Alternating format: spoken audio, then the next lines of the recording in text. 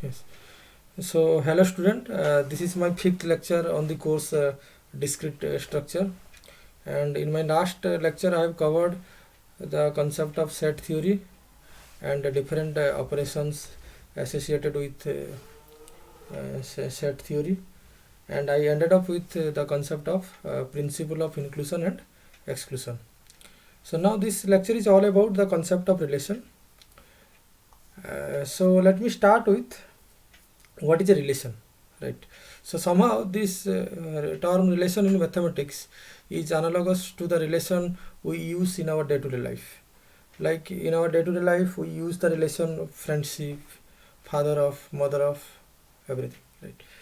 So relation is something which relate any two objects or any two entity. For example, if son is one object and father is another object, then that son is related to father with the help of the relation son of, or we can say father is related to son with the relation father of, or we can say parent of. Okay, so relation is something or some property which associate or which aggregate two elements. Those elements may be elements of same set, or they may be elements of two different sets, right? So now let me go through the formal definition of relation. Okay, so you might be remembering in my last class I have told you the Cartesian product. A and B are two sets. Then Cartesian product of A and B is denoted by A cross B, where A cross B is equal to set of all ordered pair xy such that x belongs to the first set A and y belongs to the second set B, right?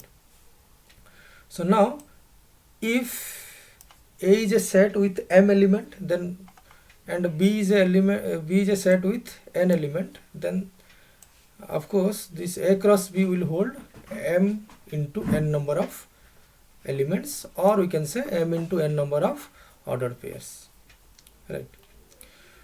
So now the formal definition of relation is like that: a relation R from a set A to B is defined as a subset of the Cartesian product A cross B.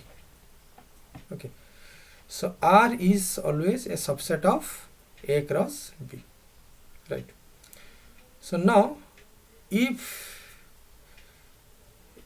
the ordered pair AB is present in our relation, then we will write A is related to B, or we can write like this ordered pair AB belongs to R. And similarly, if element A is not related to element B, then we will write like this: A is not related to B, or we can write like this: AB does not belong to the relation R, right? So now let us take a very simple example. Let A be the set given 1 2 3 4. It is having 4 elements. So which ordered pairs are in the relation? And the relation is defined like this: it is a set of all ordered pair such that A divides B, right? So now if we are defining relation on a single set, then obviously the relation is defined from that set to the set itself, right? So we are supposed to have how many ordered pairs from A to A? 16, because it is having 4 elements. So ordered pair will be like 1 1 1 2 1 3 1 4 2 1 2 2, like, and finally it will be 4 1 4 2 4 3 4 4. Okay, but out of those 16 ordered pair, we have to choose all those ordered pairs which satisfies this particular thing. Okay, so that is what our target is to find out, right? So in ordered pair, first element should divide B. So clearly 1 divides 1, so we can write it is in the relation. 1 divides 2, 1 divides 3, 1 divides 4, right? So we cannot write 2 1 because 2 does not divide 1, but 2 divides 2. Similarly 2 does not divide 3, and 2 also divide 4, so we can write 2 4. Similarly 3 1 3 2, in both the cases 3 does not divide neither 1 nor 2, but 3 divides 3. Okay, so now next question is, how many relations are there on a set with n elements? right? So if we are defining a relation on a single set, it means we have to take A cross A. Okay, so if A is having n element, then A cross A will contain how many elements? N square element, right? So as I have already told you, relation is nothing but it is a subset of the Cartesian product A cross B, and in our this case it will be A cross A, which holds how many element? N square element. Okay, so in set theory already I have mentioned, if a set is having n element, then its possible number of subset is 2 power n. So similarly, if A cross A is having n square element, so number of possible subset of this A cross A, it will be 2 power n square. So this much number of relations are possible on a set having n elements, right? So I think this is a corollary of the above question. How many relations are there on a set containing this element ABC? So 3 elements, so it will be 2 power n square. So 2 power 3 square, it is 2 power 9, it will be 512, right? So now how to represent a relation? So we use 3 different methods. First one is tabular, second relation matrix, third one is graphical representation, right? So in tabular form of representation of relation, we represent the relation using this rectangular grid of boxes, right? So you just write the elements of set A in different rows and element of set B in different columns. Okay, so now clearly in the relation we are having A alpha, so you are going to tick that box which correspond to this ordered pair A alpha. So it is here A, right, A alpha, right? So similarly B gamma, so it will be B gamma, yes. Okay, so like this you have to do. So this is the very simplest form of representation of a relation, which is known as tabular form, right? And the second form is called a relation matrix. So in relation matrix we represent a relation with the help of a 0 1 matrix, right? So we can take the earlier example, right? So it is quite similar to this. So both A and B are having 3 elements, so our relation matrix will be 3 cross 3, right? So now the boxes which are ticked will take the value 1, and the boxes which are unticked will take the value 0. So 1 indicate the presence of the relation. So we can write like 1 0 0 0 0 1 1 0 1, then 0 1 0. So this is the relation matrix, right? So if we are taking this side as what? Sorry, here actually it is not 3 cross 3 matrix, it will be what? 4 cross 3. Just change it, 4 cross 3. So it is a 4 cross 3 matrix. And if we are going this side by A, B, C, D, this side by alpha, beta, gamma, then by seeing this matrix we can also find the relation. Like it will be A alpha, it's like B gamma, it's like C alpha, C gamma, and last one is D beta, right? So now the next way to represent a relation is the graphical form. So in graphical form we represent a relation with the help of graph. Okay, so we take all the elements of 2 different set or a single set as the vertices of the graph. For example, in this case A, B, C, D and 1 2 3 are all vertices, and the relation define the edges, right?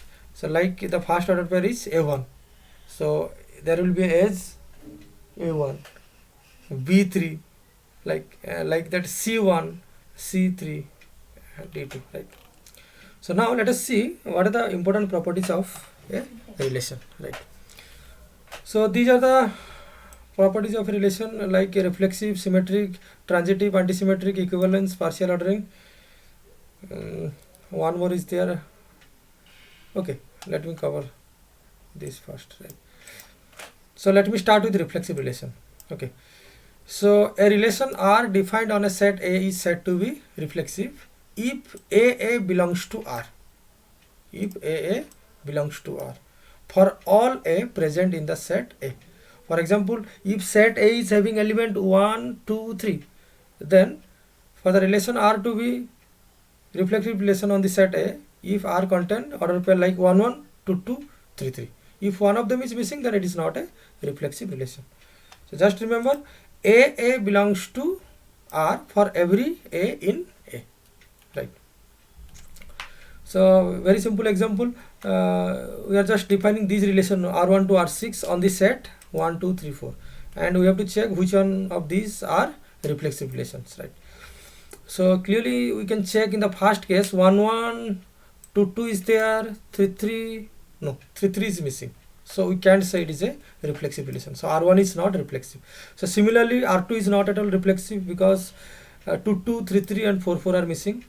R3 1 1 2 2 3 3 4 4, yes, it is a reflexive relation. R4 similarly it is not a reflexive relation because 1 1 is missing, and if 1 is missing, it is not reflexive. R5 1 1 2 2 3 3 4 4, yes, again it is a reflexive relation. R6 is not a reflexive relation because all 1 1 2 2 3 3 4 4 are missing, right? So we have just checked R3 and R5 are reflexive and all other are not reflexive relation, right? So now this one is a good question. Is the divides relation on the set of positive integer reflexive?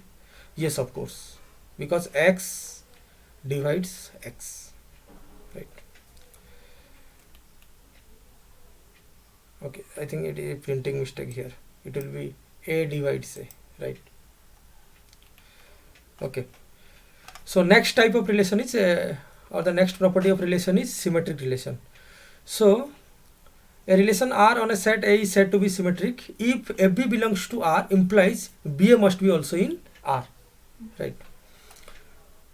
So these are the example of symmetric relation on this set A, right?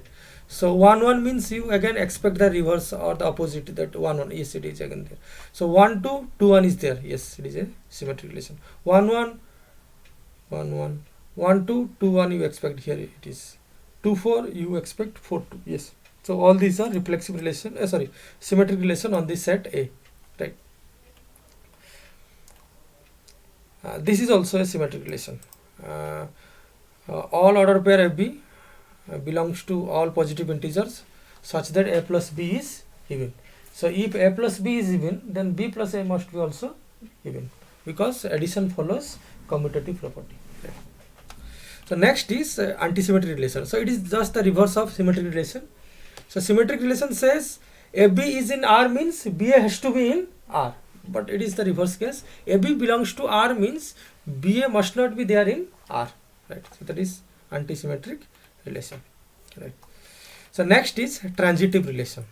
Okay, so it's like we say A equal to B, B equal to C, then we can say A equal to C. Okay, so a relation R on the set A is said to be transitive relation if AB belongs to R and BC belongs to R, implies AC also belongs to R, right? So let's take this example, A equal to ABC, then R equal to this is a transitive relation, you can verify, right? FB, okay, so FB must be there, yes, it is there, right? So BC is there, so you expect what? SC, it is there, right? So it is a what? Transitive relation. Similarly, all ordered pair FB related with the relation less than, A is less than B, is also a transitive relation because we can say 2 less than 3, 3 less than 7, so of course we can say 2 less than 7, right? So now this is one more example. We are defining these relation R1 to R4 on the set 1 2 set containing elements 1 2 3 4, and we have to check whether they are reflexive, symmetric or transitive. So now here it has how many elements? 4 elements. So the relation has to be, for the relation to be reflexive, we require the relation to contain 1 1 2 2 3 3 4 4, yes, it contains. So it is what? reflexive relation. And again 1 1 is there means you again expect the reverse thing, 1 1, yes, 2 2 2 2, yes. So again it can be symmetric, it is symmetric, right? Again it is also transitive, because transitive says AB is there, BC is there, so SC has to be there. Okay, but in this case 1 1, but no other order pair are starting with 1. Okay, so no confusion at all. So this is reflexive, transitive and symmetric. Okay, so there is a printing mistake actually, right? It is written here reflexive only, so it will be all right. So now what about this 1 1 2 2, 2 2 is missing, right? 3 3 4 4 2 1, so it is not reflexive. 1 2 is there, 2 1 is there, 3 3 4 4, so yes, it is symmetric, right? It is symmetric, right? And for transitive 1 2 is there, 2 1 is there, so you expect what, 1 1, it is there.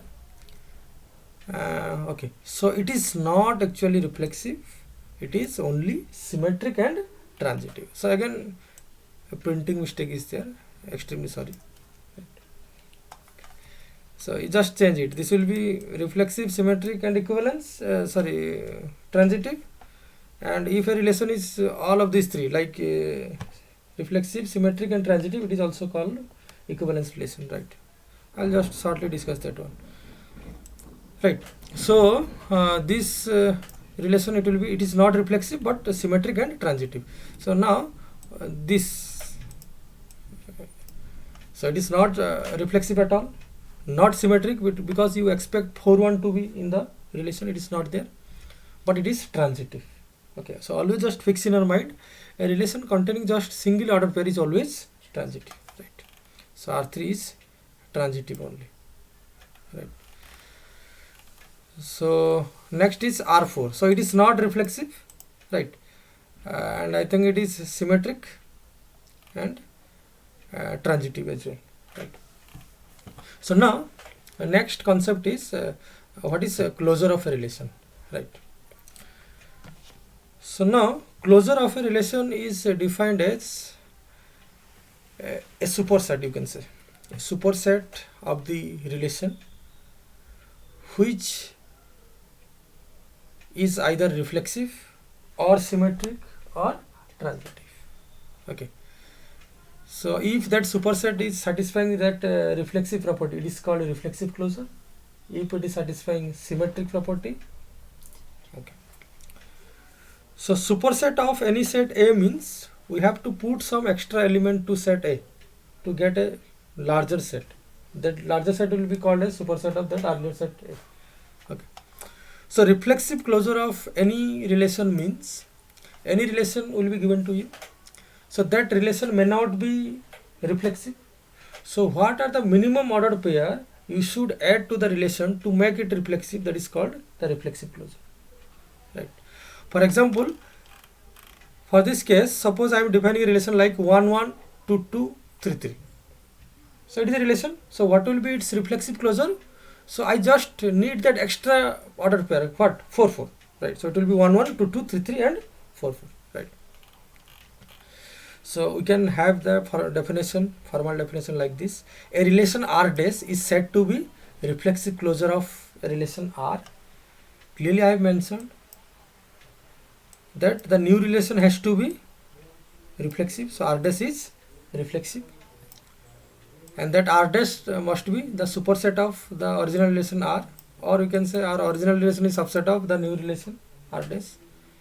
Okay, and the third thing says, you just go through it clearly, it says this R dash must be minimum, that R dash must be minimum, right? For example, we are having, for this set we are having the relation 1 1 2 2 3 3, right? So we want to find the reflexive closure, right? So we can also write 1 1 2 2 3 3. It was originally there, okay, it was originally there. So we will just write 4 4 and 1 2, Okay, but we are just unnecessarily adding that 1 2, so that is not required actually. The minimum case is we just require that minimum 4 4 to make the relation reflexive, right? Okay, so this is a relation I am defining on this set ABC, and I have to find its reflexive closure. It means what minimum number of ordered pairs or what ordered pair I should append to this given relation so that it will become reflexive, right? So AA is not present, so I have to add that AA. BB is there, right? So I have to just add AA and CC, right? So that is called what? Reflexive closure. So now the concept of symmetric closure and reflexive closure are totally same. The thing is that it should only satisfy that symmetric property. What minimum ordered pairs that has to be added to this R to make the relation R symmetric. That is called the symmetric closure. For example, if you see ABC is the set and the relation is like this.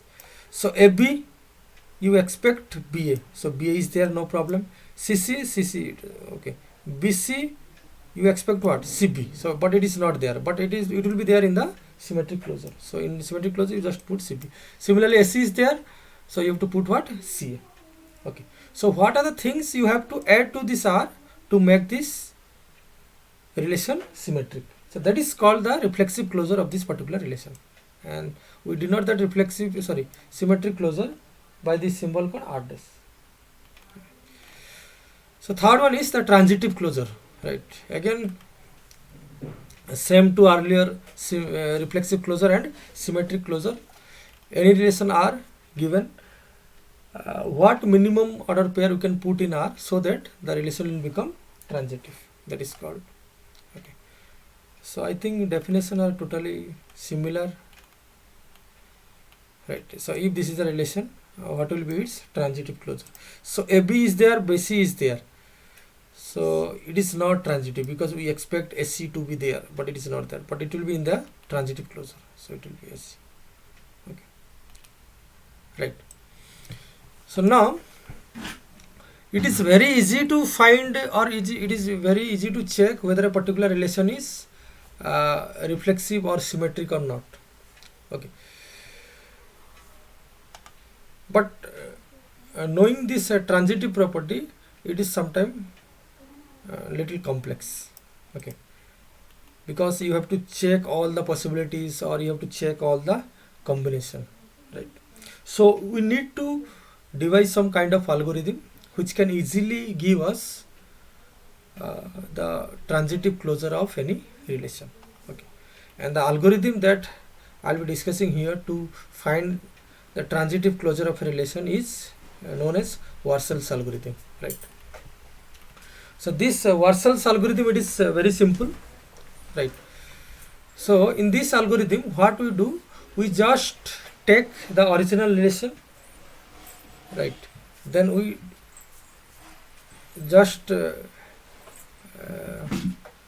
we have to just have the graphical representation of the original relation. Okay, and the algorithm is like this. Okay, so for this Warshall algorithm, we have to find a matrix which is known as WK, right? Or simply we will say W means what? Weight matrix. And this subscript K value, it will vary from 0 to n, right? And what is n? N is the number of vertices present in the relation graph, right? For example, if a relation is graph is having 5 nodes, so we have to proceed up to W5. Okay, so now this W0, it is same as the relation matrix, which already I have discussed in how to represent a relation using relation matrix, right? Okay, so now let us see the algorithm. Okay, so the input to the algorithm will be what? The relation matrix, or we can say what? W0, initial weight matrix, right? So we'll write W, capital W is equal to MR, means relation matrix. Then we'll just take a nested loop, right? K equal to 1, I equal to 1 to n, j equal to 1 to n. Okay. Okay, so let me go through the problem first, then I'll move back to this, right? Okay, so now this is a relation graph. Okay, so either in the examination they will be giving you the relation graph, or they will be giving you the relation in terms of ordered pair. So if they are giving the relation in terms of ordered pair, then you have to first find its relation graph. Okay, so like for example, for this case the relation will be like this. It will contain the ordered pair like AB, BA, DA, CD, BC, like that. Okay, so now for this graph, first target is to find W0 or the relation matrix. So clearly I have written W0 equal to the relation matrix MR. So W0 will be A to A. Is there any direct path? No. So make it 0. A to B. Is there a path? Yes. So make it 1. A to C. No direct path. A to D. No direct path. So 0, 0. Similarly, B is connected to A and C only. So A and C only. We'll take the value 1. Rest will take the value 0. So similarly for the case C and D. C is connected to D only and D is connected to A only. So right. So up to this it is very simple. Okay, so now let us designate this vertex A as V1, this as V2, this as V3 and this as V4, right? So now to find the transitive closure of this relation or the relation graph, our target is to find the value of W4, because this graph contains how many nodes? 4 nodes. Okay, so we'll reach that W4 through several iterations. So first we'll go for W1, then W2, then W3, then finally we'll arrive at W4, which is the final result and which is known as the transitive closure of this relation, right?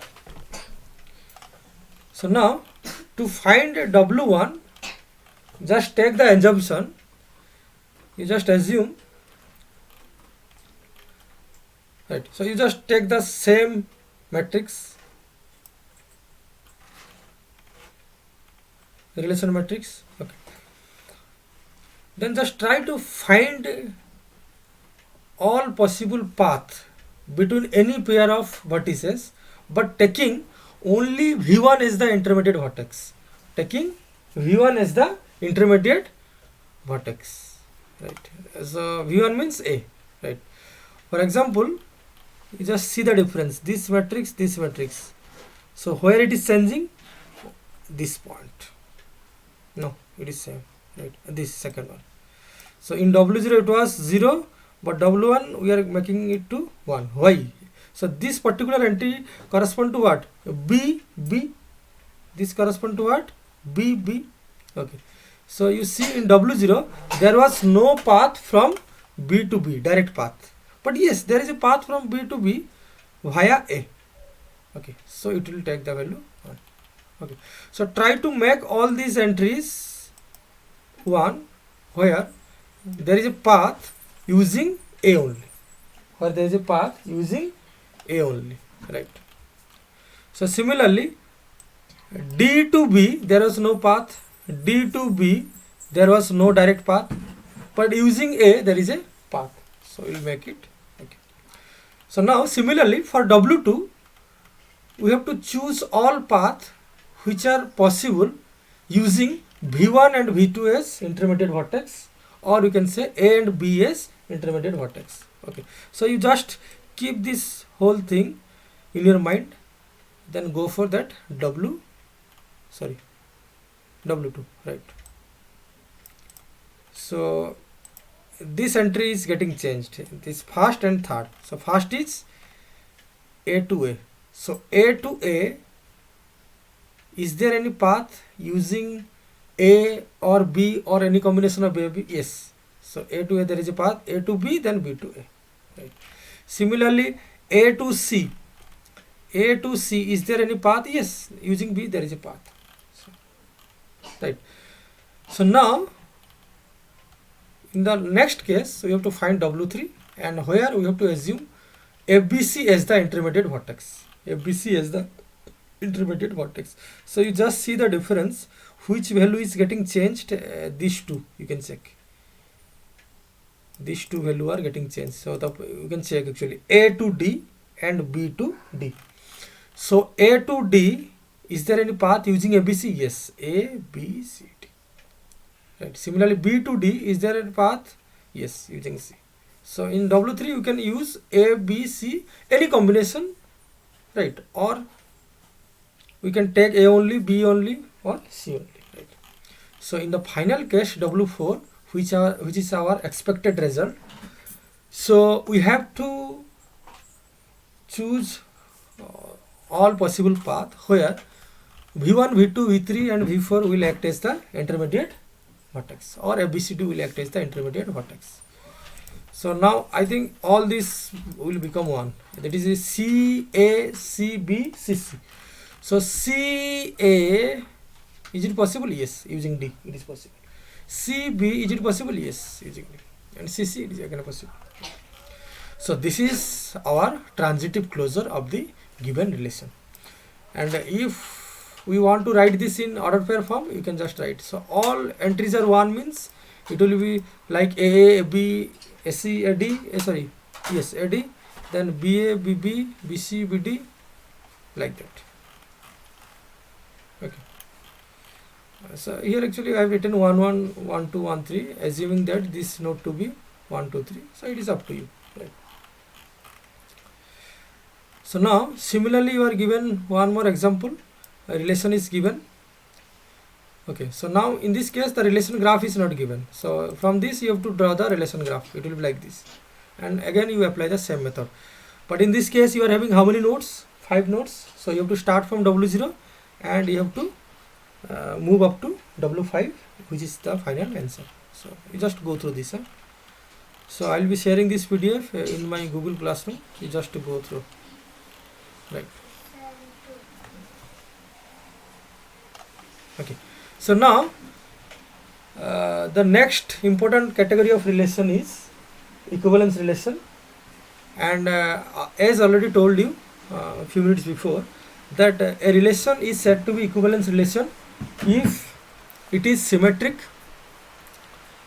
reflexive, symmetric and transitive. So if all these three properties are satisfied, then we can say a particular relation is an equivalence relation. Right. Okay. So now I shall go through a very important example. This. So we have to prove that the relation congruence modulo M is an equivalence relation, right? And again we have to show that if x1 is congruent to y1 and x2 is congruent to y2, we have to prove that x1 plus x2 is also congruent to y1 plus y2. Okay. So before I start this problem, let me tell you what is this congruence modulo relation, right? So we just write like this: x congruent to y in mod m, like that. X triple equal to y mod m. It means x is congruent to y in mod m. Okay, like this. So this means what? X and y are congruent in mod m. So actually when we say that x and y are congruent in mod m, okay. Okay, so this just remember in your C classes you might have studied this modulus division operation, right? So modulus division operation always gives us the remainder result, right? So like 5 mod 2 is always 1, right? 7 mod 5 is 2, because 2 is the remainder when 7 is divided by 5, right? So x will be congruent to y in mod m if both x and y gives the same remainder when both are divided by m. For example, we can say 12 is congruent to 17 in mod 5, because 12 mod 5 is 2, because when 12 will be divided by 5 the remainder is 2. Similarly 17 mod 5 it will be what? 2, right? Or in other way we can say if x is congruent to y in mod m, then we can say x minus y must be divisible by m. For example, 12 and 17 are congruent in mod 5. So obviously 17 minus 12, it is 5. So 5 is divisible by 5, right? Okay, so we are just writing the given relation given in word format to this mathematical expression. So R is a relation which contains set of all order pair xy where x and y are related with the help of that congruent modulo m relation, right? So this is our relation, or you can say this, right? So now to prove this particular relation to be equivalence, we have to prove that it is reflexive, it is symmetric, as well as it is transitive. Okay, so for reflexive we have to prove that a belongs to R. A must belongs to R for every a in our given set, right? So clearly you can verify a minus a, right, because the relation is all order by xy such that x minus y is divisible by m. So if a is related to a, means that relation has to be satisfied. A minus a must be divisible by m. So a minus a is what? 0, and clearly 0 is divisible by m. Okay, so we can say a is congruent to a always in mod m, or you can say a belongs to R. So we can say this congruence model relation is reflexive.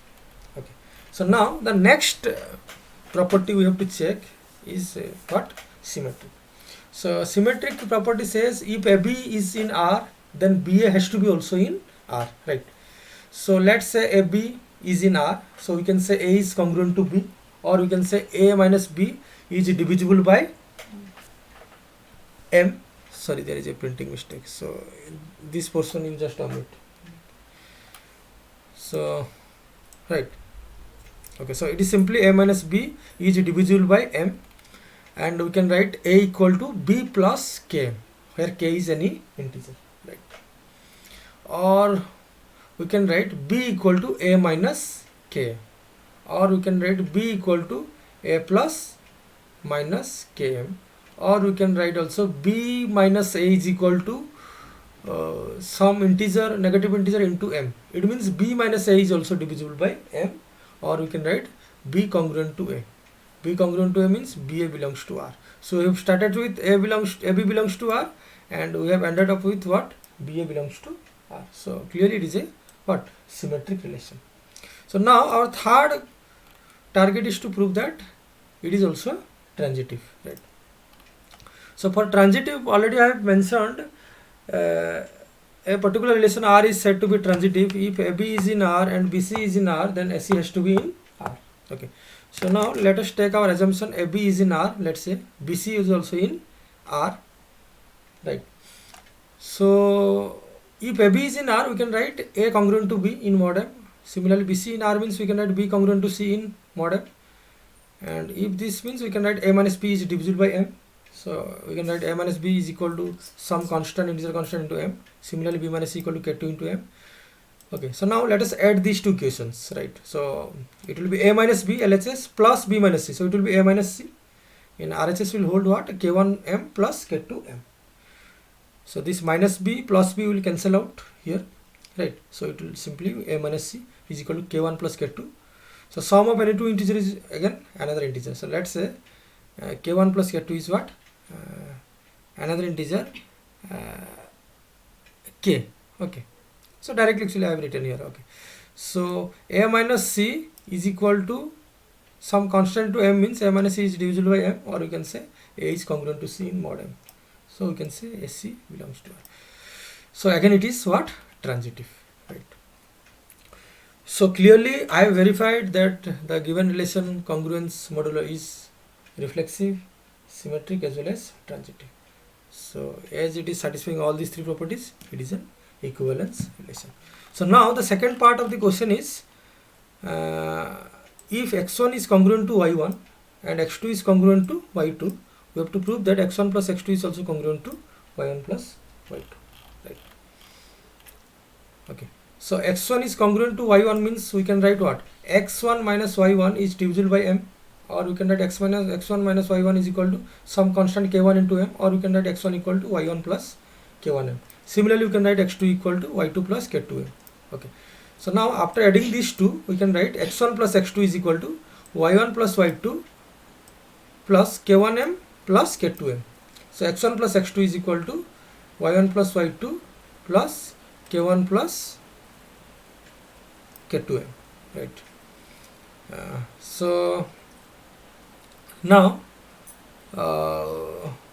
this step is not actually required, right? So this thing minus this thing is divisible by what? M, or you can say x1 plus x2 is congruent to y1 plus y2.